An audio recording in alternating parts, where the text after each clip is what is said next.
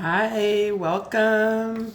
Welcome to another episode of Therapy Sessions. I'm your host, Auntie Hair Coach, also known as Tasha Davis, and I help stylists discover your unique brand and use it to disrupt the industry.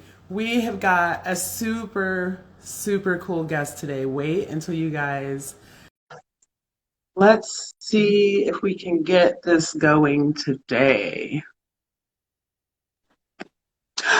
It Yay! worked. Yay! I'm a little Yeah, shiny, but it's all right. same. You look amazing. Oh, thank you. Maybe I should scoot back. I don't know. We're gonna see. Yeah, Okay. really. So, yeah, no, you look great. So, no worries. Oh, well, thank you. Welcome to Therapy Sessions. That's Thank you for having me. Yeah, that's THAIRAPY Sessions. I'm your host, Auntie Hair Coach. And today I'm about to put my little granny glasses on because I want to make sure I get this right, okay? Go and put them on. Go and put them on.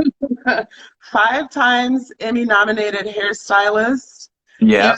His work on The View, at Met Gala, on RuPaul's Drag Race, Project Runway, and the cover of Vanity Fair magazine. He's the host, creator, and producer of Behind the Scenes Beauty, and an icon in the beauty industry, in my humble opinion. I mean, Whoopi Goldberg on Vanity Fair. Actually, it was Variety. Variety. Variety. It's Okay. okay. Look, there, I there, don't care. I don't there you care. go. It's the same to me, baby. Listen, That is amazing. You're thank so you so much. Thank you so much. I know that you are a very busy man, and so I really appreciate you taking some time out of your day. No problem. Yes. So, okay, I know we're working with limited time today, so I just want to dive right in. Where did you grow up, Derrick?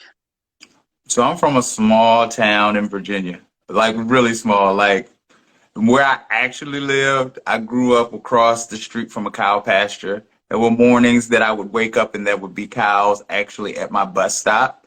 So it's a small town called Hurt, Virginia. What is it called?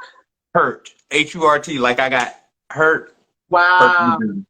How many people did you graduate with?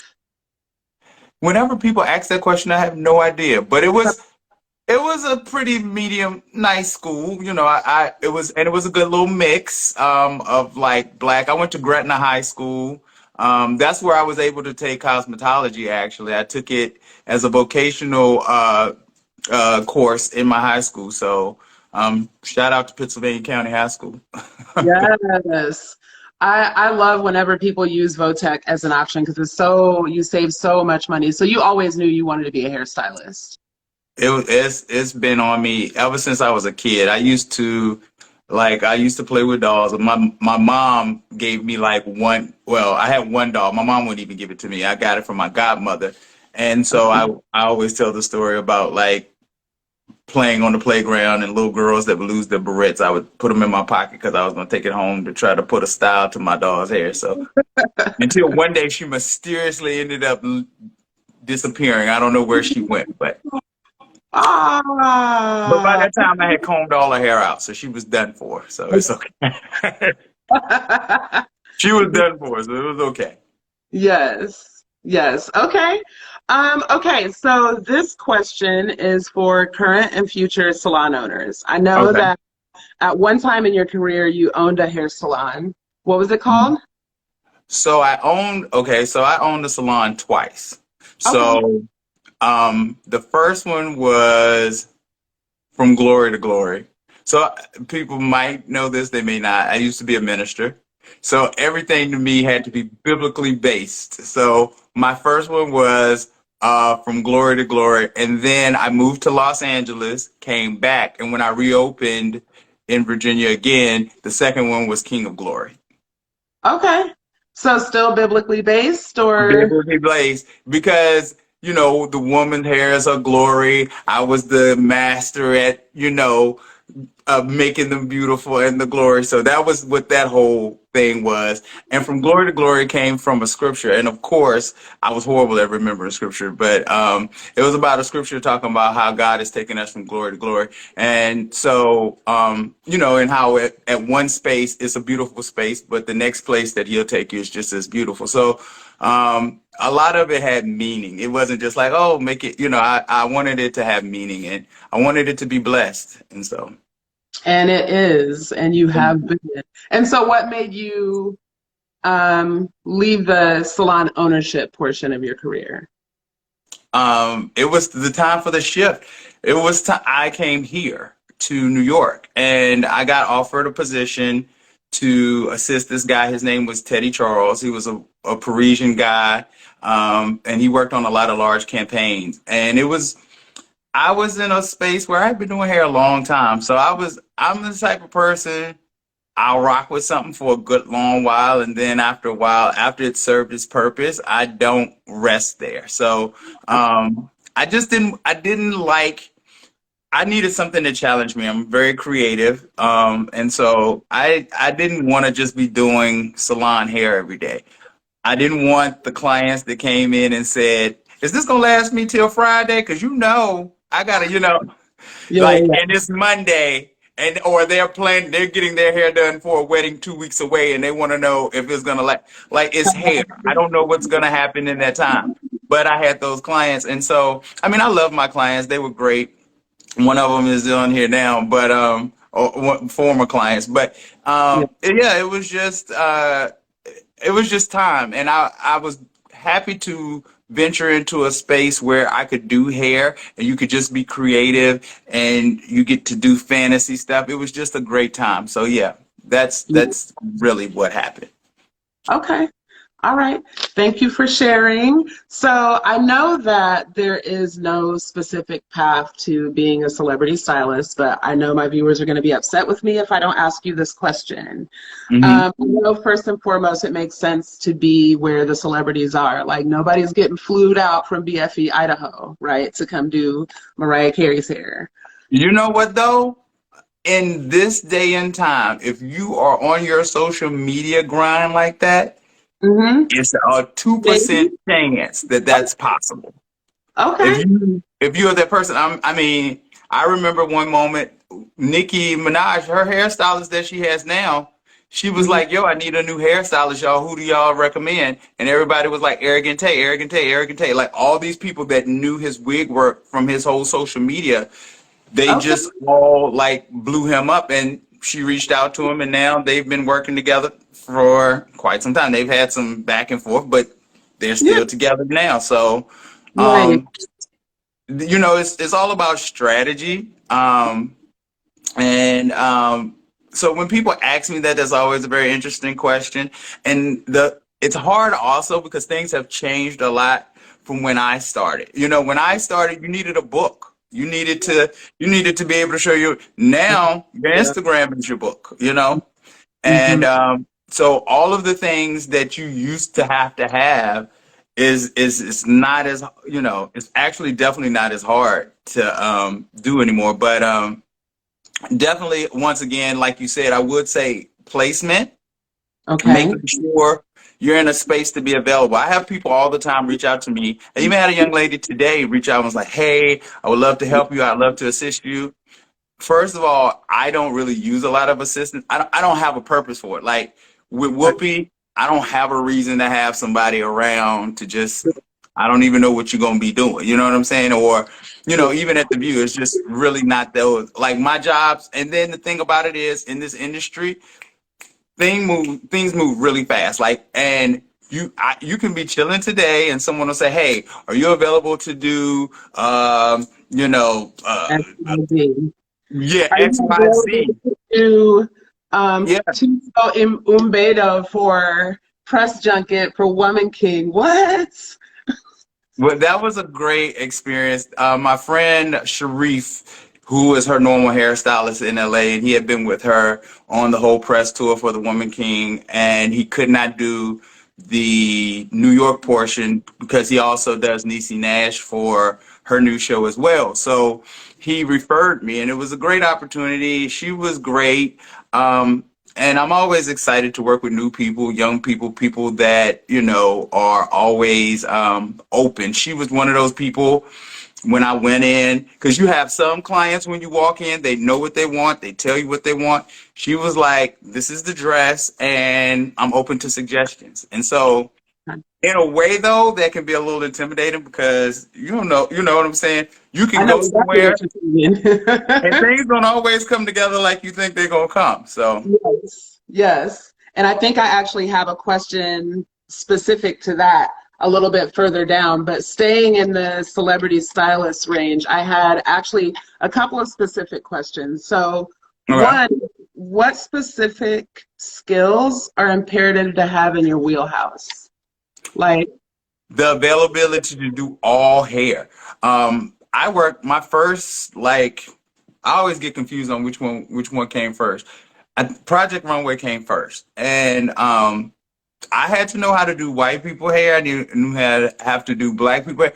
So first of all, expanding yourself and making yourself a necessity. You know what I'm saying? Have a little bit. You don't have to be perfect at all things, but you need to have a little knowledge about a little bit of it all. You know what I'm saying? I'm not the biggest wig guy, but if push come to shove, I can enough. get a wig on. I done put a couple wigs on in my past. So yeah, so that's definitely important.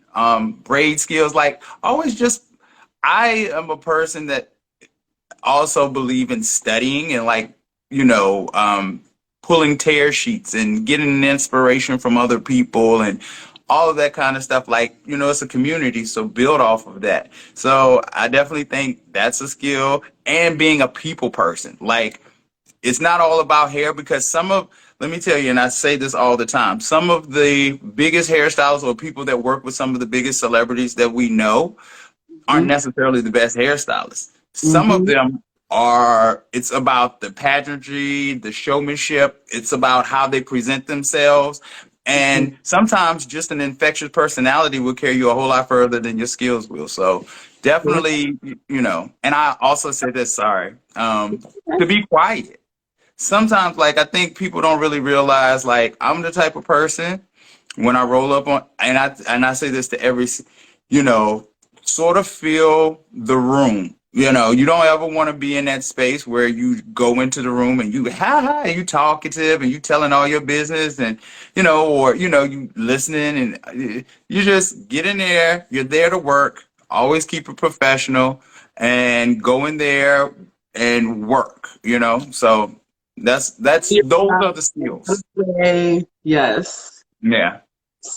Okay. Have you ever had a moment where you had a high profile client who hated their look, and what did you do to correct it, if so? Okay. I didn't have it wasn't so much that they hated their look, they felt like it just didn't work. Okay. And I didn't blame myself because they, first of all, they had asked for a half up, half down look. They didn't have hair, and all the hair I had was super long hair. So we put the hair in, Mm-hmm. and we go through it. We go through it. Most of the time in those situations, they give you 2 hours. Let's say at the last 10 minutes when production have started coming in, and they always do this thing, anybody that hasn't worked on set or whatever, but there's always this moment where they come in and they're like, how much longer you think it's going to take for you to be finished with them? And so and at that moment she said, I feel like I'm looking like one of them ghetto girls, so let's take this out. So I think what it is you just correct it. First of all, people feed off of your energy. So if you go like, oh my God, I don't know what I'm gonna do. Oh, then you're creating a whole scenario. You know what I'm saying? Oh, If yeah. you if you are one of those people that act very in control, like, hey, look, if you don't like it, we can really pull this right quick. I can do this. It won't take but 2 minutes, blah, blah, blah, blah, blah. And we literally ended up putting it in a ponytail, slicking it back, putting it in a ponytail. It worked. She was happy. It gave the look of the makeup. True, we went all the way out there to come all the way back here. But it's all about how you handle the moment. I think that's just anything in life, really. But in those situations, I just don't, I don't freak out. And then the thing about it is, I work on television, I work on The View, I work in Project Runway, which were all perfect opportunities for me to have to work fast and come up with stuff quick.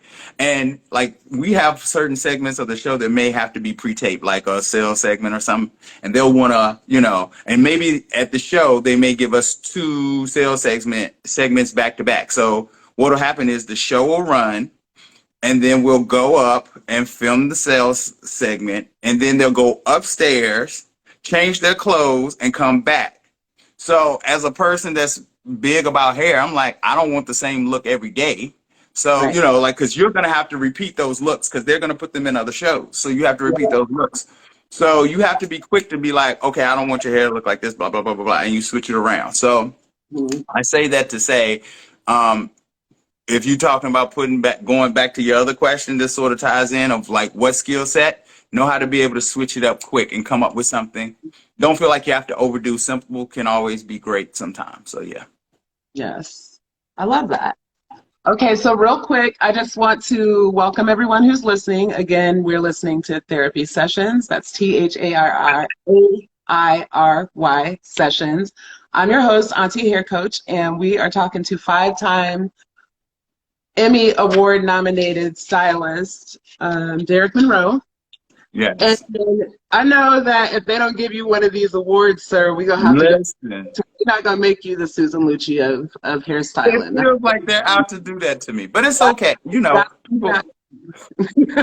always do that. Like, oh, it's just so glad to be nominated. I say that like it was cute the first time. The second time, okay. Now it's 5. Like, okay, now you're tripping. Give me one. Yes. Give me one. Yes. All right. So I feel like you already touched on this, but I'm going to ask again anyway because you may have something to add. I wanted to spend a minute specifically on set etiquette. So if one of our viewers finds themselves on an editorial or celebrity set, what are some things that they should be doing and should absolutely not be doing? Be on time. Yes. That's first. You should always be on time. Over prepare. I know it feels like, do I need all of this? Now, don't pay no attention to me because nowadays I'm the person, they'll be like, do you have sauce? I'll be like, no, I ain't bringing it. But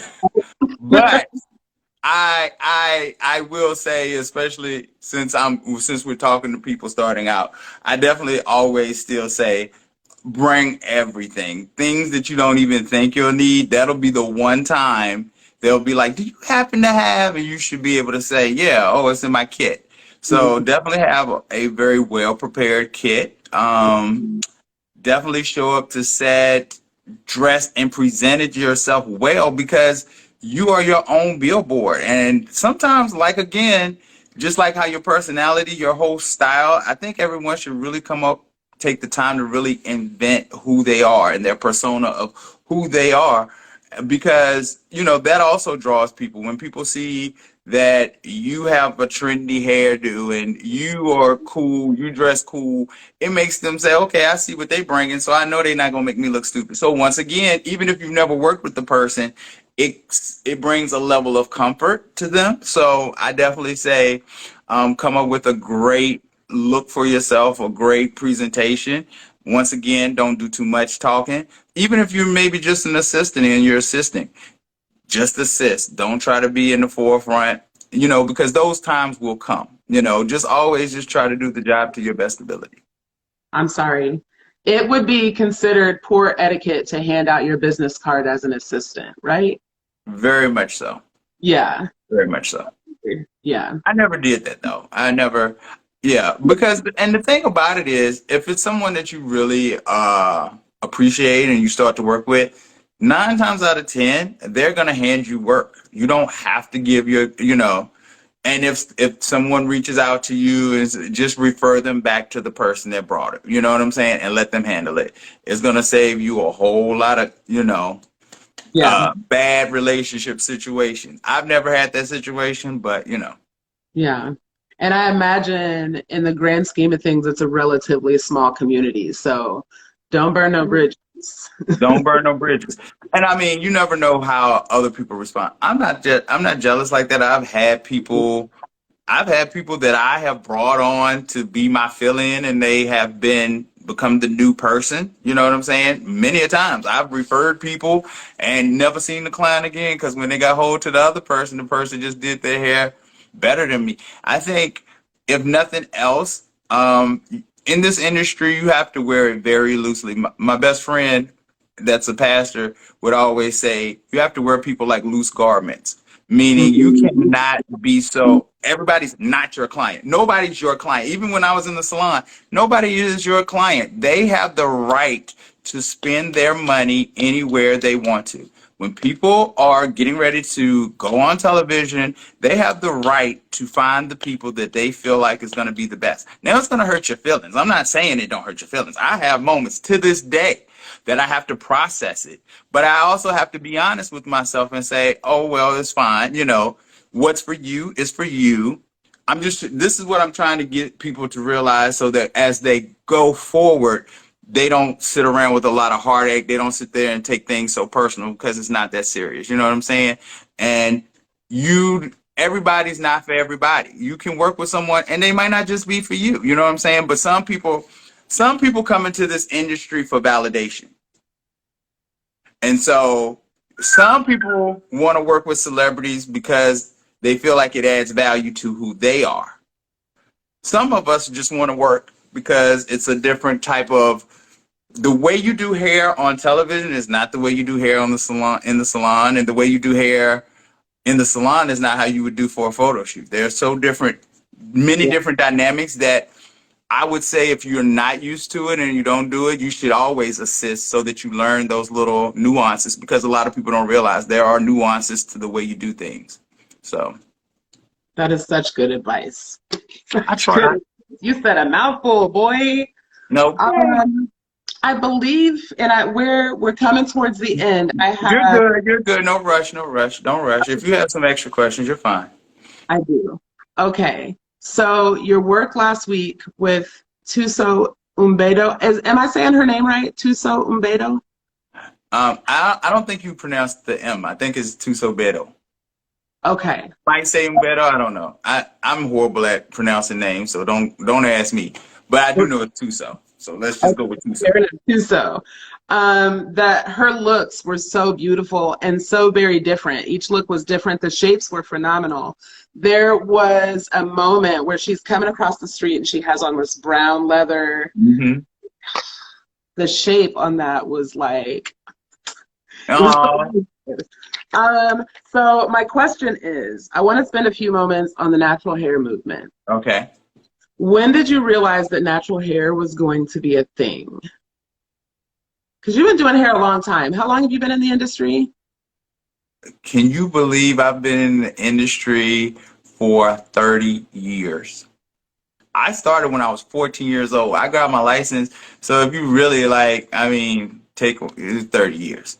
Wow. I graduated high school with my license. I'm 44 years old. So, yes. Wow. And I realized actually in 2004 when I moved to Los Angeles, I remember I just moved there. I come from the South where there's heat and humidity, so we always did relaxers. And I remember I was a shampoo person for this guy. His name was Gerald. He's passed now. God rest his soul. He sent me back there to shampoo his client and the hair blew up. I had never seen natural hair pressed out. So LA is a big press out market. So I then sort of tried to take that to, I remember around 2005, 2006 when I moved back to Virginia, trying to get people to realize they did not have to. We were still straightening, but you did not have to use the chemical. And that was the beautiful part, that you could go back and forth between natural hair, curls, and, especially if you conditioned the hair and also used heat protectants and stuff so that you didn't disrupt the natural curl pattern, all that kind of stuff. So it was probably 2005. And then actually after that, it just was this big explosion where people wasn't coming in and, oh, look, Dutch said, can he come be your assistant? Sure. But yeah, I know him. He's from my hometown. Oh, okay. But yeah, so it was that whole moment where people weren't getting relaxers like they used to anymore. And I was like, oh, so you better learn how to do some other stuff. And so people started to learn at least how to do silk presses. And, you had to, I work for L'Oreal now, and I have to credit Black women in really creating this whole education for themselves of how to take care of their own hair, putting it on YouTube for others to learn from, trial and error on themselves until it became a thing and people learned how to do flexi rod sets on their natural hair and realized that you could keep it for 2 weeks, 3 weeks, and band 2 knots and all of that stuff. So it was probably then that I realized, okay, this ain't going nowhere. Yeah, yeah. Yes, thank goodness for Black women who put that education on YouTube. I went natural in 2002. I had just gotten married, and 3 weeks later, I shaved my head. I was just tired of relaxing. I just shaved my head, and then I realized I don't know how to take care of my hair. Right. And there weren't any products. And in 2002, there was no YouTube tutorials or Instagram or none of that. I was on my own. I literally had to create my own products. It was a mess. So thank you, Black women of YouTube. Black women of YouTube that took the time to put together, And then I realized I don't even like doing my hair. And so locked And then it. you went to locking it. Yes. Now what's funny is I locked it, and I always talk about being natural because I used to texturize. I was a texturizer. I was texturizing my hair at 10 years old. Wow. And let me tell you, it was this older gentleman. He came and he would go to the same barber, and the guy put a Duke in his hair. I don't know if anybody remember Dukes. He put a Duke in his hair, and I put one in my hair. I thought I was biracial, and my hair was so curly and pretty. Yes. The only thing about it is, it's like chasing a crack high because your hair never looked the same from the first time after you do it. Like you'll try to do it again, thinking it, and after that, the curl is not the same. And I just remember, yeah, everybody thought it like, oh, your hair's so pretty. I was like, yeah, but Hilarious. yes. Hilarious. All right. Okay, which natural hairstylist are you following? Oh, I'm a big fan of Felicia Leatherwood. What she done. Let's just give a shout out to her for really revolutionizing on Insecure these different hair looks every week, for 5 seasons. Her work is good. For 5 seasons, and even throughout her work, with Issa Rae throughout. So I'm a big fan of Felicia Leatherwood. I'm a big fan of, I like Chucky Amos. I feel like he is like the king of like texture. He's just one of those people that know how to work with natural hair. And so, those are 2 of the people that I sort of, there's a lot of, Navasha, my friend Marcia, it's a lot of, I feel like now, to be honest, everybody's a natural hairstylist. I don't know if there's any more of that. It used to be like it. Okay, yeah. But now I think everybody's a natural hairstylist. Yeah. Yeah. To a degree. All right. Let's talk about your podcast, Behind the Scenes Beauty. Okay. So when I met you this summer at the Textured Hair Elevated Summit, which was incredible, that's where I found out about your podcast. Okay. And I have been thinking about podcasting for a long time and was terrified. And then when I met you, you were so encouraging. And you probably don't remember that. But you were just so encouraging. And then I watched, and now I'm obsessed. Thank you. It's so good. Thank you. So tell me about your inspiration behind it and also your vision for it. So actually, Behind the Scenes Beauty is something I guess I felt like I wanted to do since 2011. Like just something I thought about putting on like a video on Facebook before I really even knew what YouTube was and stuff. And I remember that's really actually how I even ended up doing Project Runway, because I started following Johnny LaBoy, who was the lead hairstylist for Project Runway. And I saw him and I saw him on E! News, and I was like, he's a great person. Like, I want to sit down and talk to him about how this happened. And so, cut to time goes by.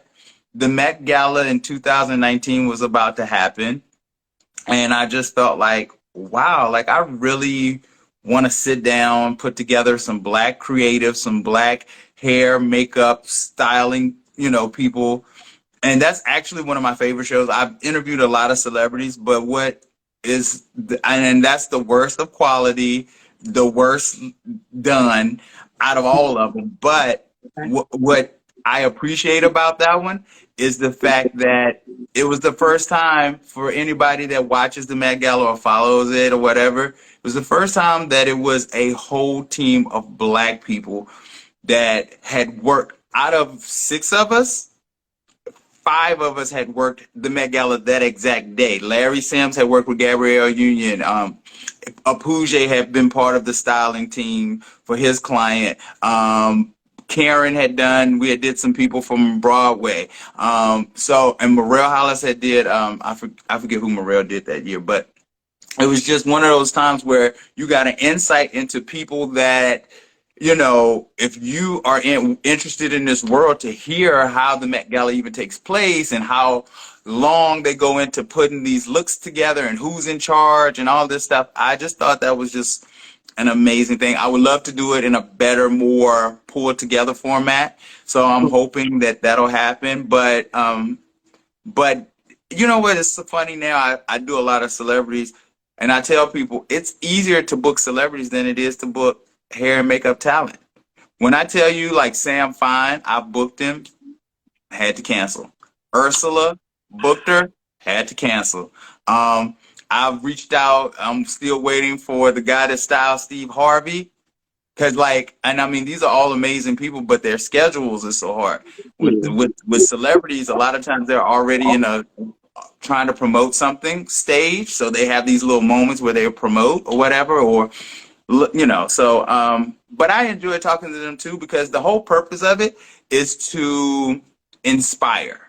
I really just want for people, whatever it is, I feel like whatever your thing you're doing or whatever you're going after, I feel like you can sort of pattern just inspiration from where these people are, because a lot of them come from small towns. A lot of them are doing things that they had no blueprint for. And hopefully when you watch it, you feel like, oh, wow, like I can do it. Like I can do it. Like you might not even know how you're going to do it. But first of all, it's just coming up with the mindset that I'm going to do it. That's your first step anyway. So hopefully people at least get that first building block of, okay, I'm going to go and pursue my dream, and it's not as far. And that's what I found out in this career is, wow, like stuff is really not as hard as you think it is to happen. You just really got to be persistent in your pursuit of it. So so. Yes. And I was bugging the hell out of you. I was like, excuse me, I know you're busy, but No, but I appreciate it. And no. I appreciate it, and I'm proud of you for doing. Like, first of all, I love the name therapy session. I love that. It's great because even working with our clients, it's a whole therapy session 9 times out of 10. So I love all of that. Absolutely. Thank you. All right. Did you tell me no, you did share your vision. Oh, where is my vision? Oh, so what my vision for it is, because people call it a podcast, but I don't really have it on like any of those podcast things because I never really knew how to even do that. Like, to be honest, I've been winging this joint. Like, I don't, and that's something else I'll say to people. You just start. You know what I'm saying? Just start. I think a lot of times we try to get things so put together in order, but for me, it was just like, use your resources. Like, I know a lot of amazing people, and I shout out to Raven Simone, who is definitely a close friend, but was one of the first celebrities that I had. But what she did was open the door for the next celebrity, to say, because really from that, I remember Sarah at the show was like, oh my God, this is so great. And I was like, would you do it? And she was like, sure. So once you get the next person, then that person sees it. Kenya, I'm trying to think. Yeah, Kenya, and then Cynthia saw Kenya had did it. Then you have Candy that saw that Kenya and Cynthia did. So it builds off of. So my dream and my vision for it is for it to be a whole complete brand. I would love for it to be a website. I would love to be a TV show. Not necessarily on TV. It could definitely be on streaming some sort. But I call it the Rachel Ray of beauty. The way the format would be me talking to people like I do now, but it might be a day where we do makeovers, or it might be a day where a stylist will come on and talk about something, or it may be a day where we do a panel and we talk about BBLs in the beauty. Like, I want, bring together all my friends that have a good conversation and just talk about it. So I that's the hope that it'll turn into, and definitely get it off of me because I pay for it personally to produce it, and it's not cheap. Sponsors, if you hear us. Yes, it's definitely not cheap, but yeah. Yeah, well, it looks expensive, so it looks really, really good. Okay. I will say this right quick. I'm very adamant about doing things at a certain level because people respect you when you do it at a certain level. Sometimes we try to do it and it may cost you, but it's worth it because people see that you're willing. You can't ask people to invest in you and you won't invest in yourself. You know what I'm saying? And like I said, I know it's not cheap, but every time I pay, I always look at it as I'm just investing in me and it's going to come back. People are going to see, oh, wow, you really invest in you believe in yourself enough to spend this kind of money to produce it at this level. So if that's the case, then I know it doesn't bother me too, because I know you're going to make good on my investment. So absolutely, and it's tax deductible. Just spend the money. Okay, spend the money. Money. Spend the money. Right. What is the weirdest thing you've ever used in editorial work? Oh my God, that's one of them. I wish you would have sent me the question beforehand, because I don't know. In editorial work, I mean, or just in general, like in doing hair, like, oh, I need this, but I don't have it, so I'm gonna just, I mean, in old days, I mean, I used to use actual straws and hairpins to do straw sets, but I'm sure everybody did that. I've taken, like, I've seen where I've had to put 2 and 3 wigs, even for Whoopi. Like, what's funny is, I'll tell you a quick story for the Met Gala when she had to do it. I had ordered this. So Valentino wanted her to look like her old self with her locks super long. And so I'm looking online because I see now they have these amazing lock wigs, right? So I ordered a lock wig. The lock wig is lost somewhere. I don't know where the wig at. I'm searching for the wig. I don't know where that wig is at. Okay. I go to the beauty supply store and I buy a braided wig. And I say to myself, sit down and make you a lock wig. So I'm sitting there making the lock wig, like literally just like taking the time to lock. So I'm making all these locks on this wig. So the day of, because I'm laying this girl out, but she sent it anyway. So I get the wig. First of all, the wig is this big. It's tiny. So now I realize, but see, this is how God works. So the wig is this tiny, right? So we get rid. I get to, and can I tell you, even with Tuso, I start doing stuff and I have no idea where I'm going with it. I'm just feeling it. It's like a painter. Like I'm painting and just seeing what comes up on the canvas. And I literally remember start just putting the lock, and Whoopi's super tender-headed. So I'm sitting there, I'm nervous because I'm like sectioning this off, and I put that on, and then I'm like, okay. And I'm thankful now that I have 2 wigs. So that's where I'm like, okay, thank God that I have the 2 wigs, because if I just had one, I would have been in a world of hurt. And so what I did was I took this section and put the wig on this little section, pin that on. Then I took this section, pulled that up, left like 3 of her locks out, just like 3 perimeter locks, put the wig on here to do that high part, pulled her locks over it, and so that it did the whole little, and it saved the day. And everybody was like, "Oh, it looks amazing."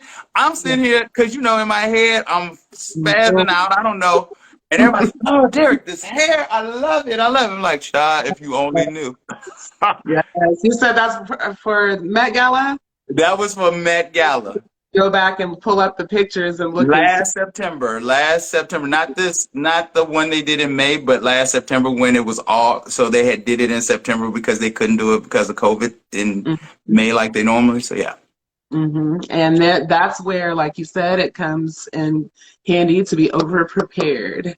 You have to be a MacGyver. If you're working with editorial hair, you definitely have to be a MacGyver and come up with stuff like last minute. Yes. Okay, I have two more questions, and then I'm really gonna let you go because I've taken up more than enough of your time. Two questions. Okay. What hairstyle do you wish would die a slow and painful death? Lace front wigs. I blame Beyonce. Darn Beyonce.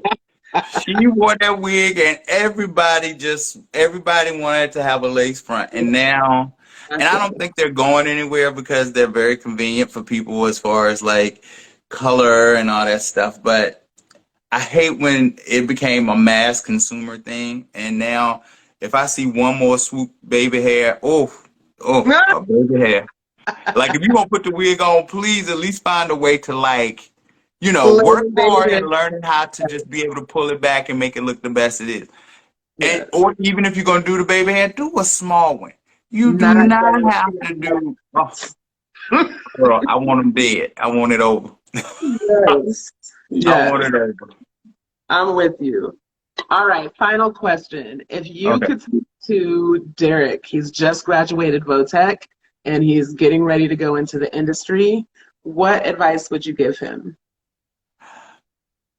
Be excited because you have no idea the places, a skill that you thought was going to just serve you to just make regular money. Like, can I say I had no idea the world where hair is. Like I work because I work with L'Oreal now, and a friend of mine that's like the educator or whatever, like he's an executive, but it comes from his knowledge of being a hairstylist. Like, and he's a big time executive up there and he works high on the chain. And so little old me in Virginia just thought, the biggest thing you could do is own a salon. If you can own a salon, you've made it.